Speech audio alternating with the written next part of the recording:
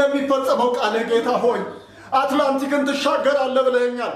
እግዚአብሔር የውጭ በር ከፍተህልኛል። እግዚአብሔር ያልተፈጸመ ተስፋ ዛሬ እንዲከፈት እግዚአብሔር ሜዲትራኒያን ባህር ላይ ቆሞ የዘጋው እግዚአብሔር አትላንቲክ ውቅያኖስ ላይ ፓሲፊክ ውቅያኖስ ላይ እግዚአብሔር የተቀመጠ መንፈስ በኢየሱስ ስም ልቀቅ። ዮርዳኖስን የከፈልክ ጌታ በኢየሱስ ክርስቶስ ስም አቤቱ ከዚህ ሀገር አወጣለሁ ብለሃል።